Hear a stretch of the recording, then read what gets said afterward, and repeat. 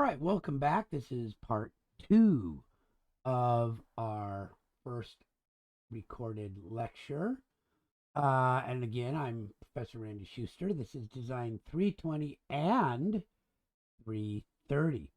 So, this next part, I want to just do a little bit of a demo about form, fit, and function so you have a better idea of what I'm talking about.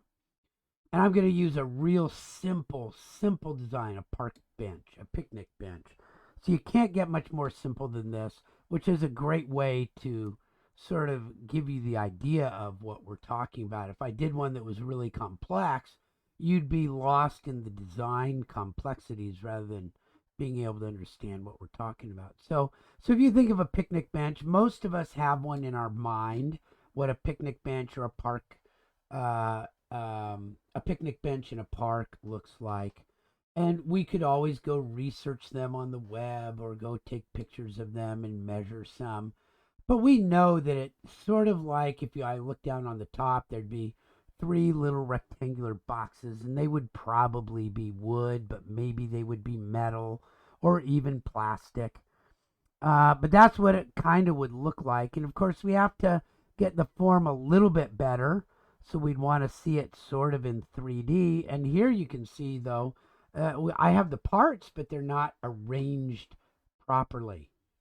And so the form is in 3D. And here they are where the bench seats are raised up off the ground and the tabletop is raised up a little bit further so that somebody could sit right around here with their feet hanging down here and they could rest their arms up here.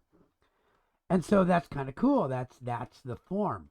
But now when we talk about fit, we have to know how do those dimensions fit and how do they work.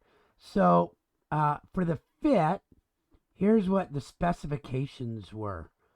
Okay, these were the specifications for the fit. Two people on each side, so two people should sit over here and two people should sit over here. Should be standard lumber sizes. There would be weight limits figured out for the users and some sort of weight limit for the bench. So the fit has to do with the specifications of the size and the strength and how things go together and things like that. So you can see here that I've got some dimensions on it. So now we can start looking at those dimensions to see if they match appropriately and if the design matches the function. Well, of course there's some stuff missing. There's no legs to attach it to the ground. There's no attachment between these benches and the thing. So this is a very simple design, but even as simple as this is, there is room to start working on it. But this would be a very typical, very, very rough conceptual sketch. And so for the function, I've got a couple of things written down. It shouldn't tip over. That's kind of like duh. It should be easy to assemble. And this functionality here lasts 5 years in weather. That's not that easy to figure out how you're going to do that. Should prevent skateboarding. Well, now we all know that people just put lumps and bumps on the edges to keep people from skateboarding on it. I'm not really so sure that I think a better functionality would be last 5 years with people skateboarding on it.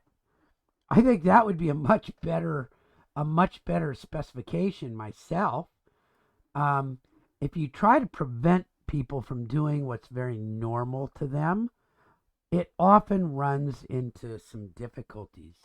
And I think that in this case, it might be possible to create one that was strong enough and durable enough and lasting enough to last 5 years of people trying to skateboard on it. It should be easily cleaned, and of course, it must be safe. And what I'm talking about that is no slivers, right? Nobody wants to sit down on a bench or put their hands on a bench and get slivers. So let's take a look and see this a little bit more closely. When we're talking about function in this class, we're going to just take the design to the form and fit point, and then we're going to annotate the function. Knowing that, the next step would be to kind of coalesce the notes with the design, the form, and the fit to get to take care of each of these as we go. But let's see what that actually says. Here you can see it a little bit better. So I see that from the ground to the bottom of the seat, and the bottom of the seat to the bottom of the park bench top, the picnic table top is about 3 feet. That seems a little bit high, and you'd have to go check them out. So one of the functionalities is people should be able to sit at it comfortably. So I didn't have that in our list. Sometimes you get some functionalities that you think are just duh, and this one isn't just duh. Here, support to the ground must be far enough out to be sure that it doesn't tip. So if this was attached to the ground in here and then up to here, then when somebody sat on it, it would likely just tip over. So you'd have to have some sort of a seat to keep it, some sort of a good fit to keep it from tipping over. Or you could, if you wanted to, you could bolt it down. You could put outriggers. There's all sorts of things that you could do. And you just start looking at the design and the functionality as you go. So now I see that this thing is 17 feet, 8 3/4 inches long. Well, that's far more than it needs to be for 2 people. So this is obviously way, way, way too long. And there are some other things. I don't know why I didn't print this, but this says that this is not a common wood size. 1'4" 1/4", excuse me, is not a common wood size. So that design, functionality wise, it wouldn't be that great. It would be hard to build. It probably wouldn't. You probably wouldn't even be able to sit on it well. This distance may be okay, but again, you have to. So our job in this class is after we've made the form and we've adjusted the fit. I have to go back now and adjust this fit. Check the functionality and put annotations on that ensure that each functional requirement is met at least through the conceptual design of what we call talk a texture. You're going to talk about it. Okay, so that gives you a little bit of a clue on that. And so that's how form, fit, and function work. So with that, I'm going to go ahead and close out this section of the lecture. And I'll just finish up with a little bit in the next part. But again, I just wanted to make sure that you know form, the shape, and the form and the shape and the size. Fit, okay, that's the dimensions and the specifications about the materials and things like that. And then the function. What does it have to do?